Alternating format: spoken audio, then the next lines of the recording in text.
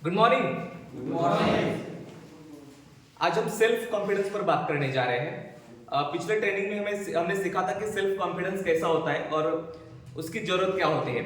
आज हम self confidence कैसे डेवलप किया जाता है, आत्मविश्वास कैसे डेवलप किया जाता है, इस पर आज हम चर्चा करने जा रहे हैं। क्या आप सीखने के लिए तैयार है? यस और नो? यस। ग्रेट। मैं आपको बताना चाहूंगा कि जितने भी सफल लोग होते हैं ना, उन सभी सफल लोगों में एक कॉमन चीज होती है, वो है सेल्फ कॉन्फिडेंस। हर सफल इंसान में सेल्फ कॉन्फिडेंस भरा हुआ होता है, चाहे वो क्रिकेटर हो, चाहे वो फिल्म स्टार हो, या चाहे वो आपका कोई भी टीचर हो, या फिर ऐसा आपके अड़ोस पड़ोस में कोई भी ऐसा व्यक्ति होता है जो सफल है। उन सभी लोगों में हमें क्या दिखता है? Self confidence. क्या दिखता है? सेल्फ कॉन्फिडेंस दिखता है। यहां पर मैं एक और बात बताना चाहता हूं कि अगर आप भी सफल होना चाहते हैं तो आपको भी सेल्फ कॉन्फिडेंस डेवलप करना पड़ेगा, आपको भी आत्मविश्वास डेवलप करना पड़ेगा। आत्मविश्वास डेवलप करने के बहुत सारे तरीके हैं, लेकिन मैं आपको ऐसे 10 तरीके बताने जा रहा हूं जिससे आप आराम से अपना सेल्फ कॉन्फिडेंस बिल्ड कर सकते हैं, डेवलप कर सकते हैं। और ये जबरदस्त तरीके हैं, बहुत ही कारगर तरीके हैं। काफी सारे लोगों ने इन्हीं तरीकों से अपना सेल्फ कॉन्फिडेंस बिल्ड किया हुआ है, डेवलप किया हुआ है। सबसे पहला तरीका ये है दोस्तों कि अगर आप अपना सेल्फ कॉन्फिडेंस बढ़ाना चाहते हो तो अपने ड्रेसिंग सेंस पर ध्यान दीजिए। बराबर? हमारा जो ड्रेसिंग सेंस है ना, हमारा कपड़े पहनने का जो तरीका है ना, उस पर हमें थोड़ा सा ध्यान देने की आवश्यकता है। जैसे कि अगर आप अच्छे कपड़े पहनते हैं तो उस दिन आप क्या फील करते हो? अच्छा फील करते हो? यस और नो? यस। जिस दिन आप अच्छे कपड़े पहनते हो उस दिन आप अच्छा फील करते हो, उस दिन आप कॉन्फिडेंट महसूस करते हो। बराबर? और जिस दिन आपने अच्छे कपड़े नहीं पहने हैं उस दिन क्या हो जाता है? आप थोड़ा सा बुरा फील करते हो, या फिर उस दिन आप ना प्रॉपर मतलब कॉन्फिडेंट के साथ नहीं होते, आपके अंदर इतना कॉन्फिडेंस नहीं होता है। कारण ये होता है कि जब हमारे फीलिंग्स अच्छे होते हैं ना, तब हमारा कॉन्फिडेंस भी अच्छा होता है। बराबर? तो कपड़े हमेशा अच्छे होने चाहिए। मैं यहां पर आपको एक सजेशन देना चाहूंगा कि आप जितना कपड़ों पर खर्च करते हैं ना, उतना ही करो। बट आप जितने कपड़े खरीदते हो ना, उससे आधे ही कपड़े खरीदो। मतलब कम कपड़े खरीदो लेकिन अच्छे कपड़े खरीदो। समझ में आ रहा है? यस। मैं आपको बताना चाहूंगा कि हमारा जो फ्रंट अच्छा जब दिखता है ना, तो हमारे अंदर फीलिंग भी अच्छी होती है। और इसलिए बट कुछ लोग जो होते हैं ना, कपड़ों पर ज्यादा महत्व नहीं देते हैं। जैसे कि स्वामी विवेकानंद होते हैं, महात्मा गांधी होते हैं, ये थोड़े बड़े लेवल के लोग हैं। बराबर? वो किसी भी तरह के कपड़े पहने, उनसे कोई फर्क नहीं पड़ता है।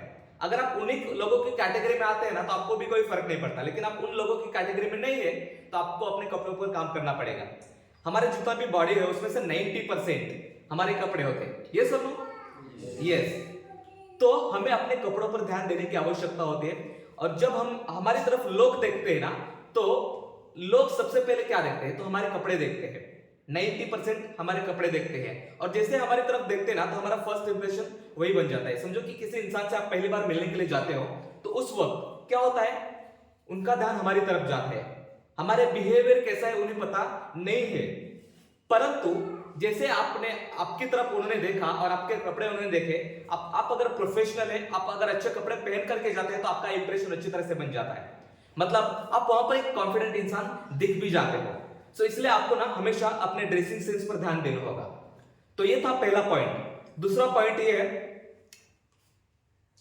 अपना कॉन्फिडेंस डेवलप करने के लिए वो करो जो कॉन्फिडेंट लोग करते हैं। वो करना शुरू करो जो कॉन्फिडेंट लोग करते हैं।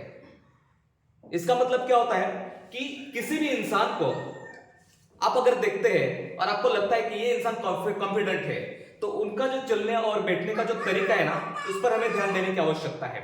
बराबर? उनका चलने का तरीका, उनका बैठने का तरीका, उनका आई कांटेक्ट करने का तरीका, वो जब भी कभी भी किसी भी सेमिनार में जाते हैं, कभी कहीं पर ट्रेनिंग में जाते हैं, कभी मीटिंग में जाते हैं, तो वहां पर उनका बैठने का या फिर बिहेव करने का जो तरीका होता है ना, उस पर हमें ध्यान देने की आवश्यकता है।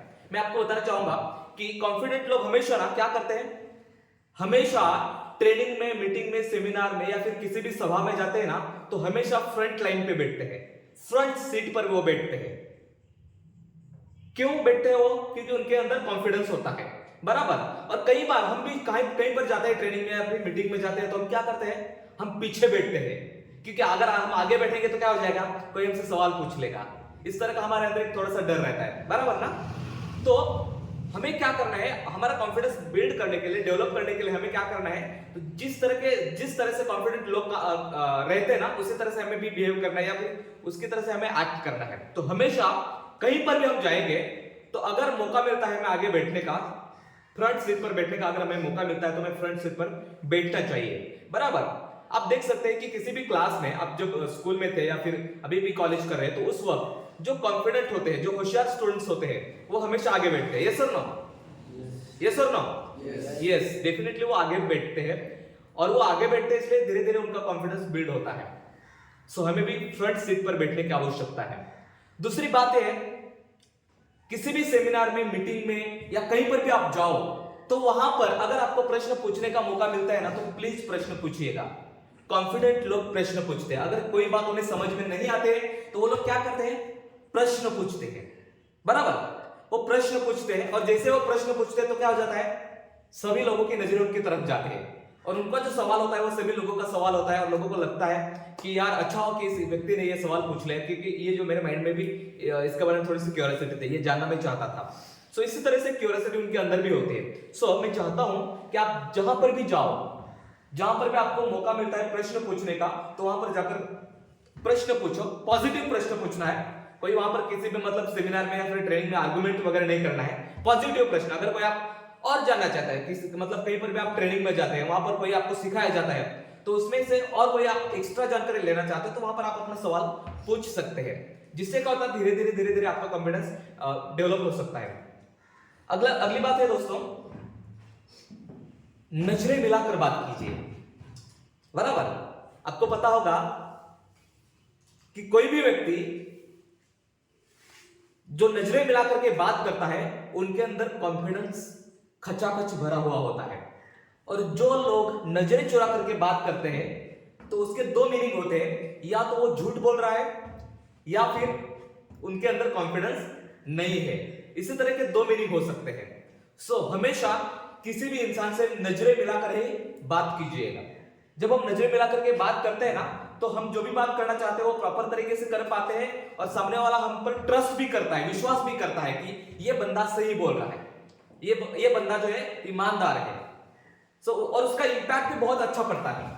और जब हम इधर उधर देख करके बात करते हैं, जैसे कि यहां पर आप लोग बैठे हुए हैं और मैं आप लोगों की तरफ देखकर नहीं बोल रहा हूं, कहीं ऊपर देख करके बात कर रहा हूं या फिर इस तरफ देख करके बात कर रहा हूं, तो क्या हो जाएगा, इस ट्रेनिंग का आप लोगों पर इंपैक्ट पड़ेगा।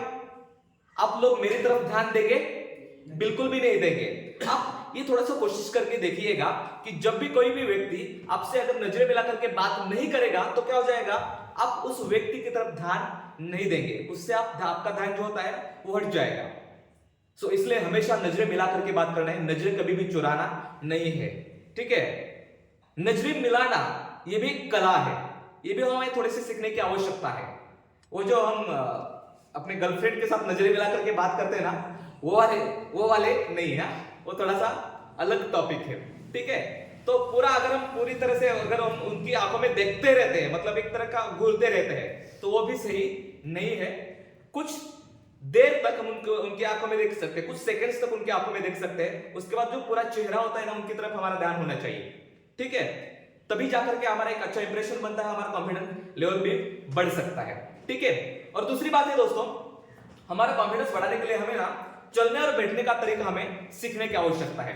देखिए, जो कॉन्फिडेंट लोग होते हैं ना, वो जब बैठते हैं ना स्टेज पर या फिर किसी भी चेयर पर बैठते हैं ना, तो वो एकदम सही तरीके से बैठते हैं, मतलब उसकी जो पीठ जो होती है वो सीधी होती है, गर्दन भी सीधी होती है, और ना बैठने का उनका जो तरीका होता है, वो जो एटीट्यूड होता है ना, वो थोड़ा सा अलग होता है। और जिसके अंदर कॉन्फिडेंस नहीं होता है, तो उनकी जो पीठ होती है वो झुकी हुई होती है, वो नीचे देखते हैं, बराबर। आप लोगों ने देखा होगा कि कुछ लोग नीचे देखते हैं, मतलब उनकी जो गर्दन जो होती है झुकी हुई होती है, उनकी पीठ भी एकदम इस तरह से झुकी हुई होती है। तो उससे क्या पता चलता है, उससे ये पता चलता है कि उस इंसान के अंदर कॉन्फिडेंस नहीं है। अभी आप पढ़ाई कर रहे हो तो भविष्य में जाकर के कहीं पर आप इंटरव्यू देने के लिए जाएंगे, और इंटरव्यू के दौरान आपका नंबर थोड़ी देर में लगने वाला है, तब तक आप वेटिंग एरिया में आप बैठे हुए हैं, वहां पर सीसीटीवी कैमरे लगे हुए होते हैं, बराबर। तो वहां पर अंदर जो इंटरव्यू लेने वाले जो लोग होते हैं, वो क्या करते हैं पता है, हमारा इंटरव्यू लेने से पहले हम किस तरह से बैठे हैं, किस तरह से हमारी एंट्री हुई है, वो सब वो सीसीटीवी कैमरे में देखते हैं। और जैसे वो हमें देखते हैं कि ये बंदा किस तरह से चल रहा है, ये बंदा किस तरह से बैठ रहा है, ये हमें देखते हैं और हमारे चलने और बैठने के तरीके से वो हमें सिलेक्ट या रिजेक्ट करते हैं। तो हमें इन सभी चीजों पर ध्यान देने की आवश्यकता है। हमारे चलने का तरीका जो होता है ना, वो एकदम सीधा होना चाहिए, स्ट्रेट होना चाहिए। हमें धीरे धीरे नहीं चलना चाहिए। धीरे धीरे का मतलब कुछ ना एकदम डल माइंडसेट के साथ चलते हैं, एकदम धीरे धीरे चलते हैं, स्लो चलते हैं। सो हमें धीरे धीरे नहीं चलना चाहिए, थोड़ा सा स्पीड से चलना चाहिए। हमारे ना चलने में एक थोड़ी सी तेजी होनी चाहिए, थोड़ी सी तेजी होनी चाहिए। जब हम इस तरह से चलते हैं ना, तो लोगों को लगता है कि ये कोई इंपॉर्टेंट व्यक्ति है, और ये जो व्यक्ति है ना किसी विजन के लिए, मतलब उनके पास कोई गोल है और कहीं पर वो जा रहा है।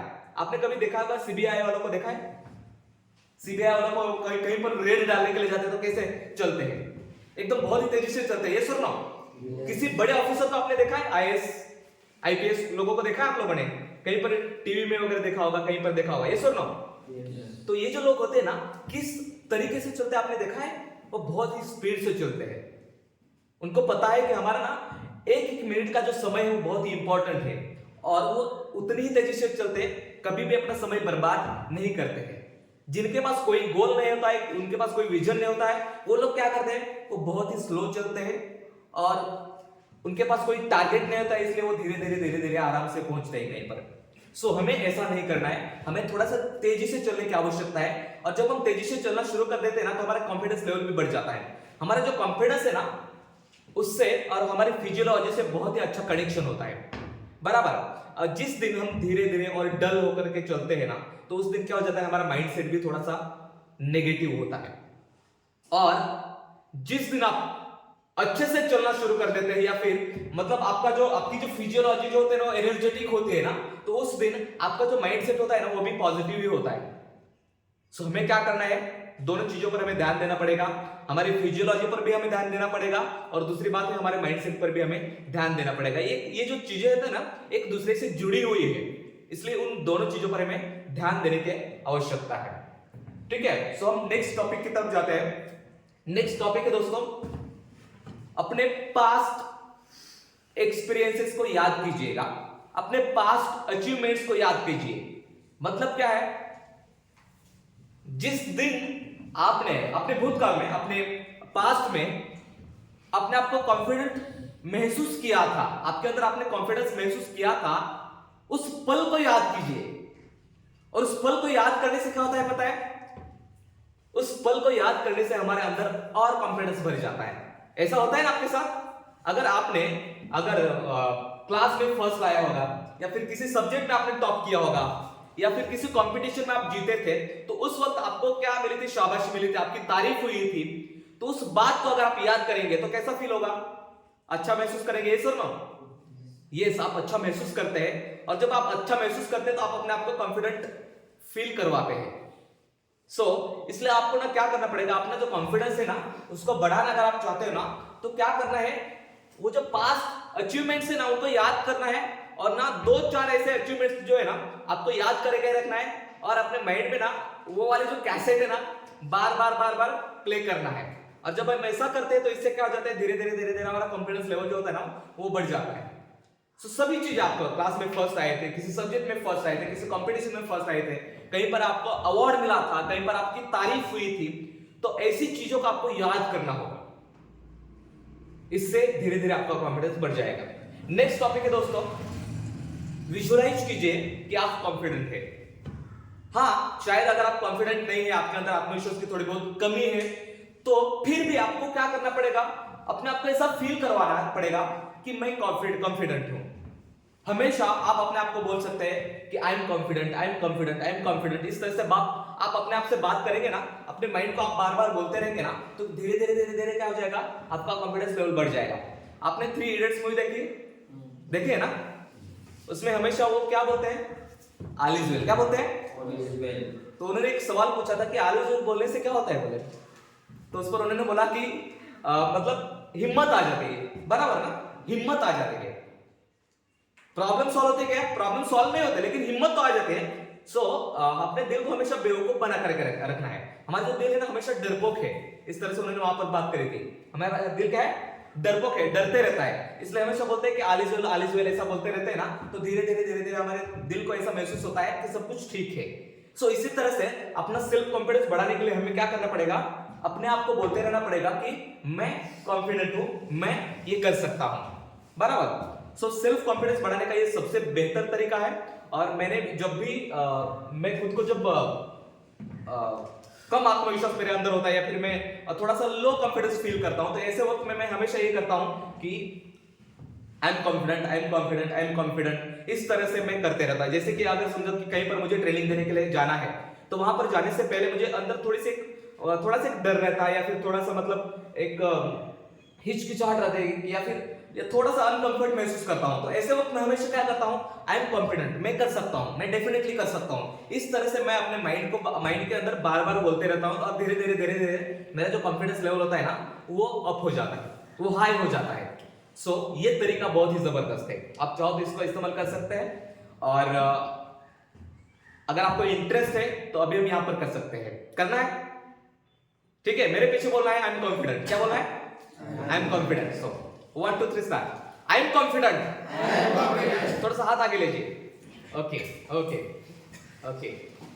इसी तरह से I am confident, I am confident, I am confident, I can do it, I can do it, I can do it. अच्छा लगता है ना, यस। इसी तरह के जो वाक्य होते हैं ना, इसी तरह से जो सेंटेंसेस होते हैं ना, ये धीरे धीरे हमारे अंदर जो है ना कॉन्फिडेंट बिल्ड करते हैं, डेवलप करते हैं। इसलिए हमेशा ना पॉजिटिव अफर्मेशंस हमेशा हमें बोलते रहना चाहिए, अपने माइंड को बोलते रहना चाहिए। आप जो बनना चाहते हैं या फिर आपके अंदर जो आप डेवलप करना चाहते हैं ना, वो सब चीज आप धीरे धीरे बोलते जाएंगे तो एक माइंडसेट होता है यार। दोस्तों मैं आपको बोला चाहूंगा कि माइंड पावर की एक अलग ही ताकत होती है, अलग ही पावर होती है, वो हमें जानने की आवश्यकता है।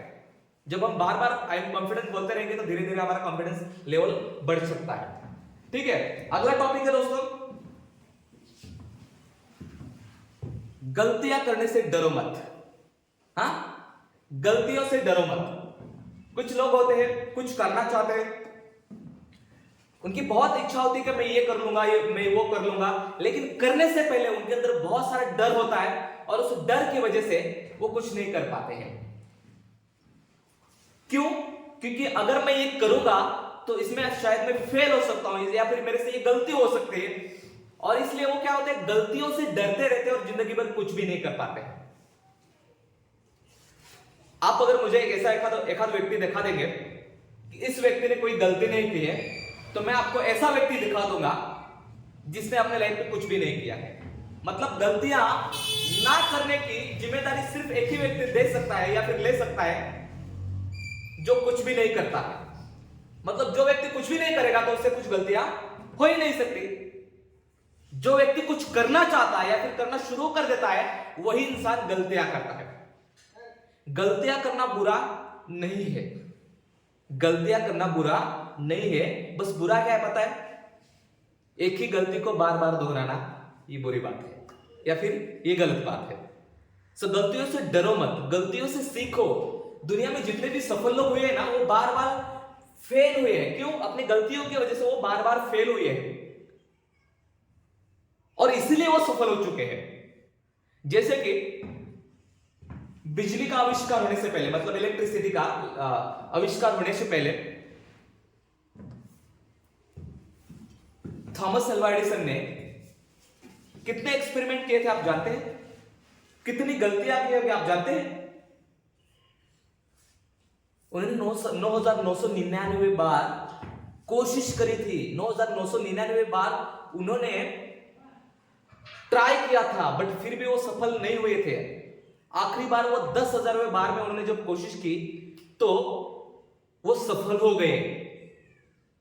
और उसके बाद में उनसे किसी पत्रकार ने पूछा था कि आपने 9,999 बार इतनी बार कैसे कोशिश की, इतना फेलियर का आपने कैसे सामना किया? तो उस वक्त क्या बोला था उन्होंने पता है?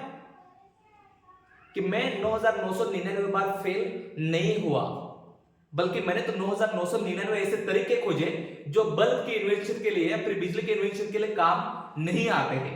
इस तरह का उनका एक एटीट्यूड होता है, और उस एटीट्यूड की वजह से वो हमेशा सफल होते हैं। उनका एक दूसरा एग्जांपल मैं बताना चाहूंगा जो बहुत ही सुनने लायक है। आपको पता होगा कि थॉमस अल्वा एडिसन के नाम पर लगभग 1000 से भी ज्यादा पेटेंट है, 1000 से भी ज्यादा उन्होंने आविष्कार किए हैं और उन्होंने बहुत बड़ी फैक्ट्री बनाई थी। उसमें सब कुछ वो अपना इन्वेंशन करते थे, सब सारे आविष्कार वहीं पर उसी फैक्ट्री में करते थे। बट अचानक से क्या हुआ कि अचानक से उस फैक्ट्री को आग लग गई और आग लगने के बाद वो देख रहे थे अपनी फैक्ट्री को आग लगते हुए और वो कुछ नहीं कर पाए क्योंकि पूरी तरह से आग लग चुकी थी और फैक्ट्री जल करके राख हो गई। और राख होने के बाद उन्होंने पहला सेंटेंस अपने मुंह से निकाला था और वो सेंटेंस ये था, विनाश भी कितना अच्छा होता है जिसमें हमारी सारी गलतियां जल जाती है। विनाश भी कितना अच्छा होता है जिसमें हमारी सारी गलतियां जल जाती है। और वापस से वो खड़े हो गए। वापस से खड़े होने के बाद वापस से उन्होंने इतने आविष्कार किए कि पूरी दुनिया को उन्होंने हैरान करके रख दिया कि थॉमस अल्वा एडिसन सिर्फ एक साइंटिस्ट नहीं है बट एक जबरदस्त पर्सनालिटी है जो कितना भी हार मान करके भी वापस खड़ा हो जाता है। मतलब उसके अंदर बाउंस बैक करने की जो क्षमता है वो बहुत ही जबरदस्त है और इसलिए वो एक महान साइंटिस्ट बने। सो दोस्तों, मैं बताना चाहूंगा कि हम लाइफ में बहुत सारी गलतियां कर सकते हैं बट गलतियां करना बुरा बात नहीं, गलतियों से हमें सीख लेना चाहिए। गलतियों से अगर आप फेल हो जाते हैं तो उनमें से आप कुछ नया सीखो और कुछ नया स्टार्ट कर दो, डेफिनेटली आप आगे बढ़ जाएंगे। बट एक बात हमेशा के लिए याद रखना कि एक सामान्य इंसान जो होता है वो खुद की गलतियों से सीखता है और एक बुद्धिमान व्यक्ति जो होता है वो दूसरों की गलतियों से सीखता है। मैं यहां पर ये नहीं बोलता कि आप लोग गलतियां मत करो, आप डेफिनेटली गलतियां कर सकते हैं बट हमें क्या करना पड़ेगा, हमें जीनियस बनने की तरफ कोशिश करनी पड़ेगी। हमें क्या करना पड़ेगा, जीनियस बनना पड़ेगा। जीनियस बनने की तरफ हमें कोशिश करनी। तो जीनियस बनने के लिए हमें क्या करना है, हमें दूसरों की गलतियों से सीखना है। ठीक है। सो यहां पर एक और बात मुझे थोड़ी सी याद आ रही है जो आपको बताना चाहूंगा और हमेशा के लिए आपको ये चीज याद रखना है। शायद मैंने बताई होगी या फिर नहीं बताई, मुझे पता नहीं, बट फिर भी मैं आपको वापस ये बात बता रहा हूं। 4 तरह के लोग होते हैं, बताए थे मैंने, 4 तरह के लोग होते हैं। पहले कैटेगरी के जो लोग होते हैं ना वो मूर्ख होते हैं, बताए थे ना। अब फिर भी कुछ लोग नए हैं तो मैं आपको वापस बता रहा हूं। पहले कैटेगरी के जो लोग होते हैं वो मूर्ख होते हैं जो एक ही गलती को बार बार दोहराते रहते हैं, एक ही गलती को बार बार करते रहते हैं और इसलिए उनको क्या बोला जाता है, मूर्ख बोला जाता है। क्या बोला जाता है, मूर्ख बोला जाता है, फुलिश बोला जाता है। दूसरे कैटेगरी के जो लोग होते हैं वो कैसा करते हैं, एक गलती को दूसरी बार नहीं दोहराते हैं बट वो नई तरह की गलती करते हैं, बराबर। मतलब ये थोड़े से ना मूर्खों के कैटेगरी से थोड़े से ऊपर वाले कैटेगरी के होते हैं। मतलब एक ही गलती को दोबारा दोहराते नहीं है लेकिन ये दूसरे तरह की गलती करते हैं, तो उनको बोला जाता है ब्राइट, यानी कि होशियार लोग। ये कैसे होते हैं, होशियार होते हैं, मतलब एक गलती को दोबारा दोहराते नहीं है। तीसरे कैटेगरी के जो लोग होते हैं वो बुद्धिमान होते हैं। ये थोड़े से होशियार कैटेगरी के ऊपर के कैटेगरी वाले लोग होते हैं और ये जो लोग क्या होते हैं ना, खुद की गलतियां उनको खुद को समझ में आ जाती है। क्या, खुद की गलतियां उनको खुद को समझ में आ जाती है और इनको इसलिए बोला जाता है कि ये लोग थोड़े से बुद्धिमान होते हैं। और चौथे कैटेगरी के जो लोग होते हैं ना वो जीनियस होते हैं। जीनियस इसलिए उनको बोला जाता है कि वो खुद गलतियां नहीं करते हैं, दूसरों की गलतियों से सीखते हैं। आ रहा है समझ में? हाँ, तो वो दूसरों की गलतियों से सीखते हैं। तो मेरा आप लोगों से सवाल है, आप इन 4 कैटेगरी में से कौन सी कैटेगरी में आते हैं? थोड़ा सा सोचिएगा, क्या आप फुलिश में, क्या आप ब्राइट में, क्या आप इंटेलिजेंट में है या फिर जीनियस में है? कोई है जो जीनियस है? यहाँ पर हाथ ऊपर कीजिएगा। मैं थोड़ा सा और एक्सप्लेन करूंगा इस बात को। हम सभी लोग कभी ना कभी फुलिश कैटेगरी में आते हैं, यस और नो? कुछ ऐसी चीजें हैं जो हमें बार बार बताया जाता है कि ये मत करो, वो मत करो, लेकिन फिर भी हम उन्हीं गलतियों को दोहराते जाते हैं, यस और नो? यस। हमें ऐसी बहुत सारी चीजें हैं जो हम बार बार, हमें पता होता है कि ये गलत है, ये नहीं करना चाहिए, पर फिर भी हम उन चीजों को करते रहते हैं। सो इसलिए कहीं ना कहीं हम फुलिश कैटेगरी में भी होते हैं। और कुछ चीजें, कुछ गलतियां हम सिर्फ एक बार करते हैं, दोबारा नहीं करते हैं, इसलिए शायद हम ब्राइट कैटेगरी में भी आते हैं। और शायद कुछ गलतियां हमें खुद को समझ में आ जाते हैं, किसी और का हमें समझाने की आवश्यकता नहीं होती, बराबर ना? आ रहा है समझ में? हाँ, तो कुछ गलतियां हमें खुद को समझ में आ जाती है और कुछ गलतियां हम करते ही नहीं है। दूसरों को देख करके हमें पता चल जाता है कि नहीं भैया ये गलत है और ये हमें नहीं करना चाहिए, या फिर उसका नुकसान हुआ था, मैं उसी गलती को मैं दोहराऊंगा नहीं।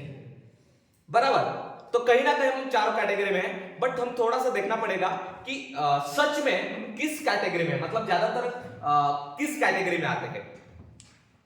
हम अगर फुलिश है तो हमें ब्राइट कैटेगरी में आने की कोशिश करना है, अगर हम ब्राइट है तो हमें इंटेलिजेंट कैटेगरी में आने की कोशिश करना है, अगर आप इंटेलिजेंट है तो हमें जीनियस कैटेगरी में आने की कोशिश करना है। तो जीनियस कैटेगरी में आने का सबसे पहला तरीका क्या है? दूसरों की गलतियों से सीखो। दूसरों की गलतियों से सीखने के लिए और एक चीज है, और सबसे महत्वपूर्ण चीज है, किताबें पढ़ो। क्या करो? किताबें पढ़ो। दूसरों के अनुभवों से सीखो।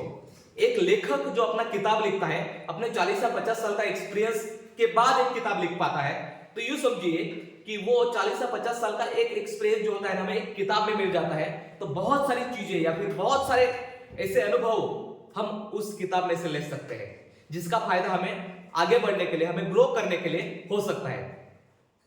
और आपको बताऊंगा कि वो एक्सपीरियंस आपको सिर्फ 200 या 300 रुपए में मिल सकता है। कैसे? उस किताब का प्राइस होता है 200 या 300 या फिर मैक्सिमम 500 रुपए तक उस किताब का प्राइस होता है। अगर 500 रुपए में किसी के 40 साल का एक्सपीरियंस अगर हमें मिलता है, तो मुझे लगता है कि इससे बेहतर डील नहीं हो सकती। यस और नो? सो पढ़ना आवश्यक है, किताबें पढ़ना आवश्यक है। सेल्फ इंप्रूवमेंट वाली किताबें जो होती है वो पढ़ने की आवश्यकता है। और जब हम सेल्फ इंप्रूवमेंट वाली किताबें पढ़ते हैं ना, तो धीरे धीरे हमारा कॉन्फिडेंस लेवल बढ़ जाता है। हम अपने आप को बेहतर बनाते जाते हैं, हम अपने आप को ना इंप्रूव करते जाते हैं। सो इसलिए ये चीज बहुत ही आवश्यक है कि हमें किताबें पढ़ना है। ठीक है। और नेक्स्ट टॉपिक है दोस्तों, जो चीज करने से आपको डर लगता है ना, उसे बार बार करो। क्या करो? जो चीज करने से आपको डर लगता है, उस चीज को आप बार बार करना शुरू कर दो। आपको किस चीज से डर लगता है? मैं आपको बताना चाहूंगा कि हर व्यक्ति को ना बचपन से लेकर बड़े होने तक बहुत सारी चीजों का डर होता है। जैसे एक छोटा सा बच्चा होता है, उसे ऊंचाई का डर लगता है, या फिर बड़ी आवाज का डर लगता है, या फिर जैसे कि स्कूल में जाते तो अंग्रेजी का डर, गणित का डर, या फिर एग्जाम का डर होता है। किसी इंसान को स्टेज पर जाकर बात करने का डर होता है। किसी इंसान को जो होता है ना पानी में तैरने का डर होता है। बराबर। हर इंसान को किसी न किसी चीज का डर होता ही होता है। मैं आपको बोलना चाहूंगा कि मैं भी एक चीज से बहुत डरता था, और वो चीज क्या थी पता है? स्टेज पर जाकर बोलने से मैं बहुत डरता था। मैं इतना डरता था उस वक्त कि अगर मुझे बोलने का अगर कहीं पर मौका मिल जाता था तो मैं ना बोल देता था, और मैं वहां से निकल जाता था। क्योंकि मुझे पता, ऐसा लगता था कि अगर मैं स्टेज पर जाऊंगा और मैं शायद अच्छी तरह से नहीं बोल पाया तो क्या हो जाएगा? सभी लोग मुझे देख करके हंसेंगे। बराबर। मतलब ऐसा लोग सोचेंगे कि इतना पढ़ा लिखा व्यक्ति अगर स्टेज पर नहीं बोल पाता तो उससे पढ़े लिखने का क्या फायदा हो सकता है? तो मैं बताना चाहूंगा दोस्तों, दुनिया के 80% लोग होते हैं ना, वो स्टेज पर आकर बात करने से डरते हैं। सो ये डर सबको लगता है, हर चीज का डर लगता है। पता नहीं किसी को किस चीज का डर लगता है। जैसे कि महिलाओं को छिपकली का डर लगता है। बराबर ना? वो छिपकली से डरते हैं, और छिपकली से हम डरते हैं नहीं, मतलब पुरुष नहीं डरते हैं। तो अलग अलग किस्म के डर अलग अलग लोगों के दिमाग में बैठे हुए हैं। सो जिस चीज से आपको डर लगता है ना, वो चीज बार बार करना शुरू कर दो, उसके बारे में अधिक जानकारी लेना शुरू कर दो, उसके बारे में ना और ज्यादा स्टडी करना शुरू कर दो। धीरे धीरे आप ना उस डर पर काबू कर लेंगे। धीरे धीरे आप उस चीज में मास्टर बन जाएंगे, और धीरे धीरे आपका डर खत्म हो जाएगा। और इससे क्या हो जाएगा? आप एक कॉन्फिडेंट व्यक्ति बन जाएंगे। तो आ रहा है समझ में?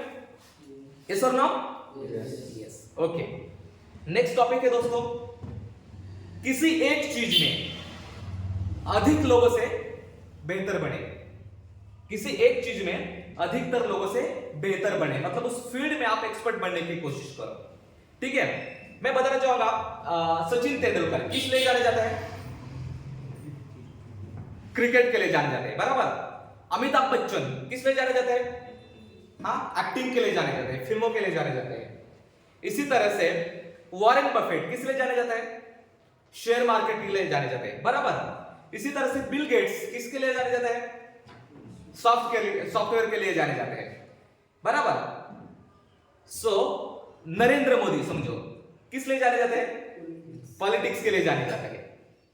मतलब आप आपके अंदर अपने अंदर एक ऐसा क्वालिटी डेवलप करो, इतनी जबरदस्त क्वालिटी डेवलप करो कि जिसके लिए आपकी पहचान बने।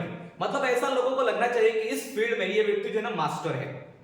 जैसे कि मैं अपनी पहचान बनाना चाहता हूं किस फील्ड के बारे में, ट्रेनिंग के लिए मैं ना एक बेस्ट मोटिवेशनल स्पीकर बनना चाहता हूं और यही मेरी पहचान मैं बनाना चाहता हूं। तो इस फील्ड के लिए मैं बहुत मेहनत कर रहा हूं, बहुत स्टडी कर रहा हूं और जहां पर भी मुझे मौका मिलता है वहां पर मैं स्टेज पर जाकर के बात करता हूं, वहां पर ट्रेनिंग देने का अगर मुझे मौका मिलता है तो वहां पर मैं ट्रेनिंग देने के लिए जाता हूं। सो इस फील्ड में मैं क्या हूं, थोड़ा सा एक्सपर्ट हूं, मतलब परफेक्ट नहीं लेकिन मैं थोड़ा सा एक्सपर्ट हूं, बराबर। तो इस चीज की वजह से मैं अपने आप को कॉन्फिडेंट महसूस करता हूं। जैसे कि मैं आपको ना आपके और मेरे से रिलेटेड, मतलब सबसे रिलेटेड दो चीजें बता रहा हूं। जब मैं क्लास में था, छोटा था, तो मैं फर्स्ट आता था, बट मैं खेल में अच्छा नहीं था।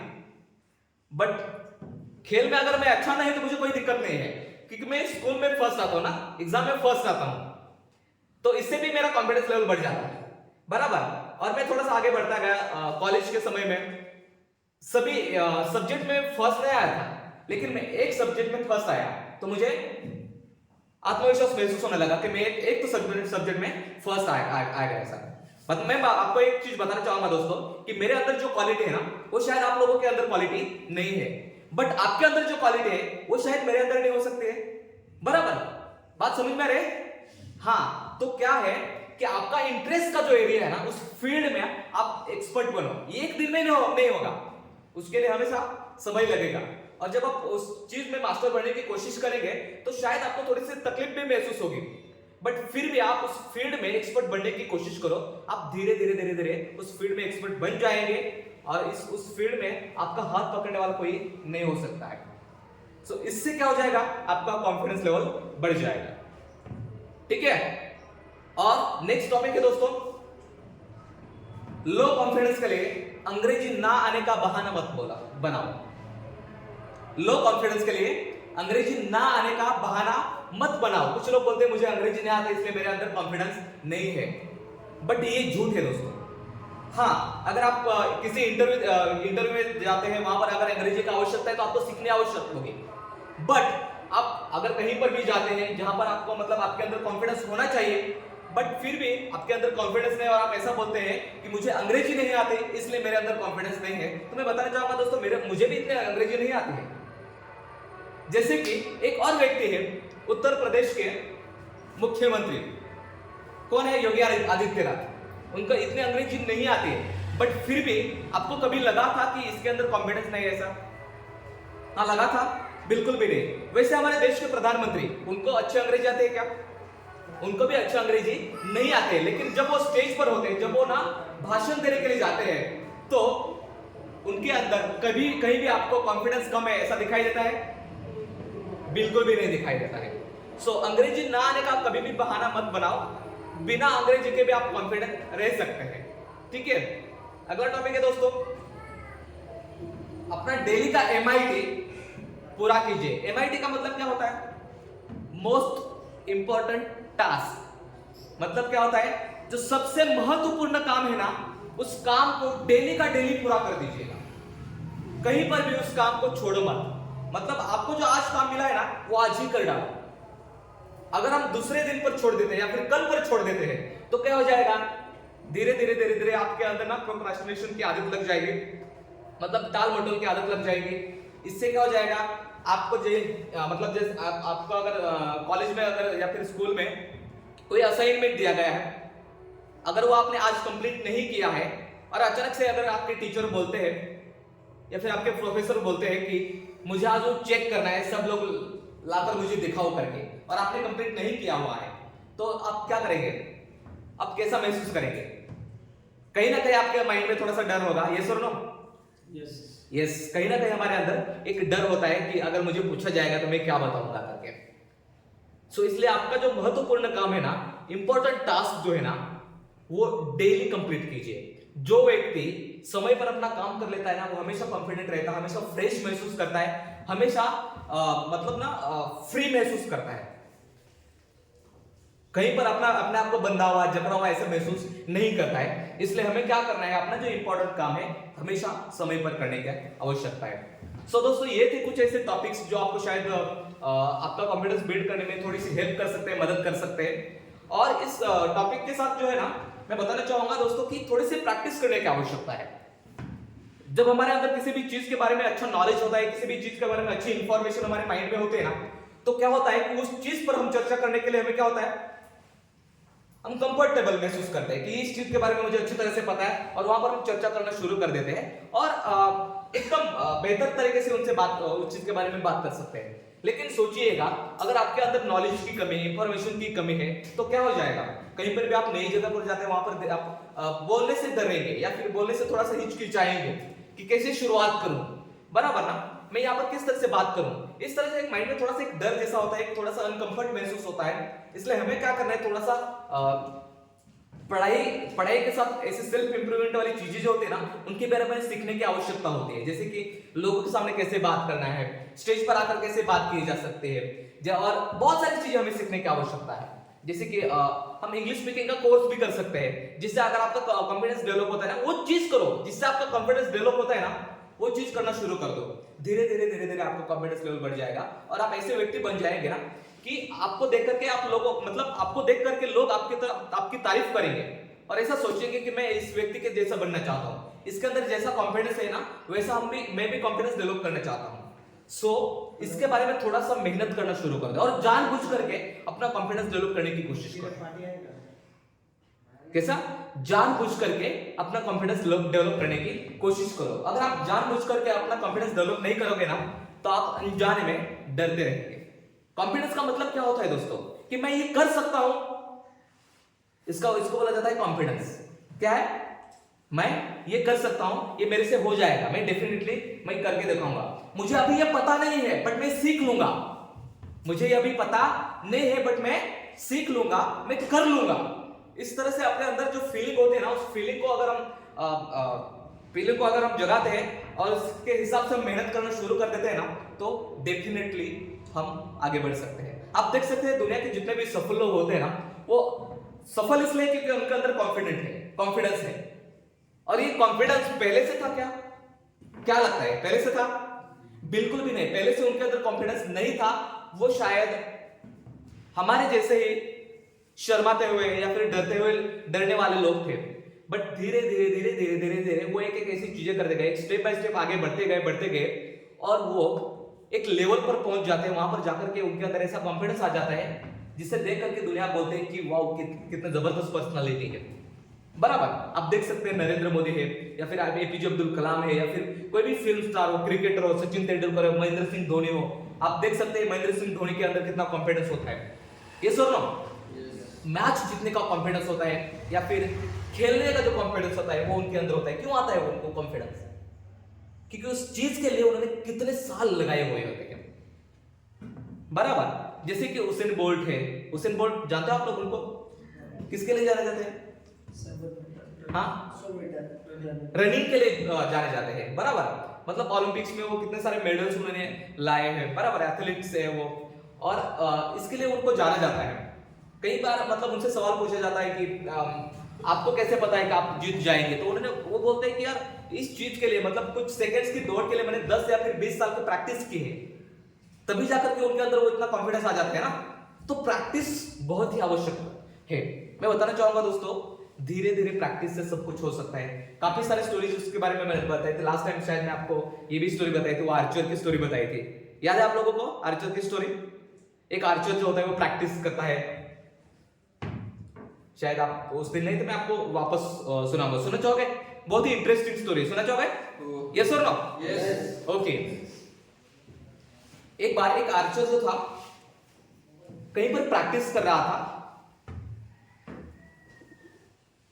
क्या था, वहां पर एक जगह पर टारगेट था, दूर पर टारगेट था और काफी सारे लोग उनकी प्रैक्टिस को देखने के लिए आ चुके थे और वहां पर प्रैक्टिस कर रहे थे।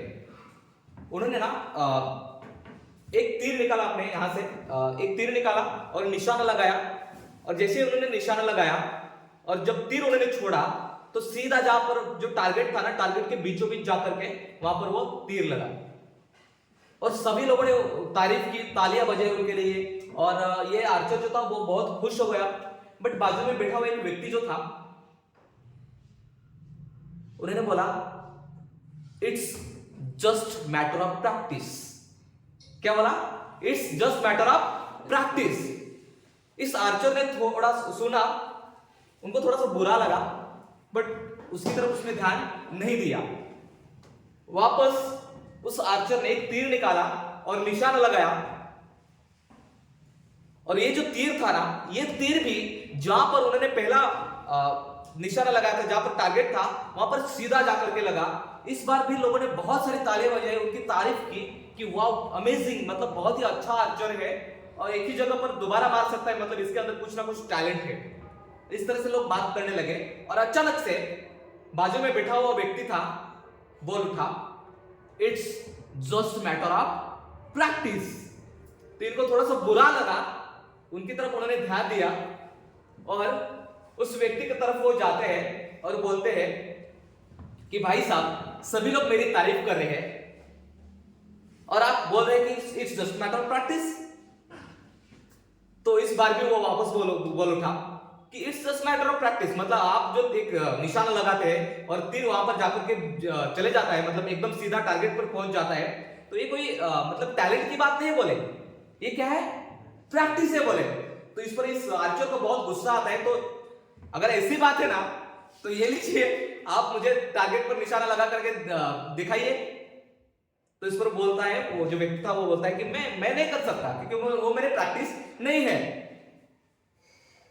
बट ये जो वहां पर बैठा हुआ व्यक्ति जो था, वो बोलता है कि मैं एक और काम आपको बताता हूं, ये कर सकते हैं क्या? बोले आप। तो बोलिए कैसा काम है? बोले तो उन्होंने बोला कि ये जो ना एक खाली बोतल है और एक भरी हुई बोतल है। तो ये भरी हुई बोतल है ना, इसका जो पानी वो खाली बोतल में आपको डालना है, लेकिन वो ऊपर से डालना है, मतलब एकदम नजदीक से नहीं डालना है, ऊपर से डालना है। और शर्त यह है कि उस बोतल में से एक भी बूंद पानी बाहर नहीं जाना चाहिए बोले। तो इस पर यह आर्चर बोला, ये तो नहीं हो सकता बोले, क्योंकि बिना पानी बाहर जाए ये हो ही नहीं सकता बोले, पानी बाहर जाएगा ही जाएगा बोले। तो इस पर ये व्यक्ति बोल उठता है कि चलो मैं करके दिखाता हूं बोले। तो वो क्या करता है, वो एक खाली बोतल लेता है और भरी हुई बोतल लेता है। तो खाली बोतल में वो पानी डाल रहा था और बहुत ऊपर से डाल रहा था, और ताज्जुब की बात यह है कि एक बूंद भी पानी बाहर नहीं जाता है। तो ये व्यक्ति, ये जो आर्चर था, उससे पूछ लेता है कि भैया ये कैसे कर लिया आपने? तो इस पर वो व्यक्ति क्या बोल था कि मैं ना पिछले 15 साल से एक जगह पर नौकरी कर रहा हूं। मेरी नौकरी ये है कि बहुत सारे तेल के डिब्बे होते हैं, उन तेल के डिब्बों में से, मतलब भरे हुए तेल के डिब्बों में से दूसरे खाली डिब्बों में थोड़ा थोड़ा मुझे तेल डालना होता है। और ये जो है ना पिछले 15 सालों से कर रहा हूं, और इसलिए मैं क्या हो रहा है कि मैं जो तेल डालता हूं या फिर पानी डालता हूं, बिना बाहर जाए भी, एक बूंद भी बाहर जाए, मैं पानी डाल सकता हूं। तो अचानक से उस आर्चर के मुंह से क्या निकल पड़ा? It's just matter of practice. मतलब क्या है दोस्तों, हर चीज प्रैक्टिस है, टैलेंट वगैरह कुछ होता नहीं है। मैं सच में आपको बोलता हूं, टैलेंट वगैरह कुछ होता नहीं है। जो इंसान एक चीज के लिए 10 या 15 साल दे देता है, उस फील्ड में वो मास्टर बन जाता है, क्योंकि उसकी जो प्रैक्टिस थी ना, वो 10,000 घंटे से ज्यादा हो चुके हैं, और उसके जितनी जो प्रैक्टिस है वो कोई नहीं कर रहा है, और इसलिए वो एक्सपर्ट बन जाता है। सो इसलिए मैं आपको बताना चाहूंगा, आप भी किसी भी फील्ड में एक्सपर्ट बनना चाहते हैं तो आपको क्या करना पड़ेगा? आपको भी प्रैक्टिस पर ध्यान देना होगा। सो दोस्तों, आज के दिन के लिए इतना ही, परंतु हम नेक्स्ट संडे को मिलेंगे एक बहुत ही जबरदस्त टॉपिक को लेकर के। और तब तक के लिए ये जो मैंने चीजें आपको सिखाई, उन चीजों पर थोड़ा सा ध्यान दीजिएगा। उसको कुछ अगर आपको मौका मिलता है कहीं पर प्रैक्टिस करने का, तो जानबूझ करके उस पर प्रैक्टिस करने की कोशिश कीजिएगा। तब तक के लिए थैंक यू सो मच।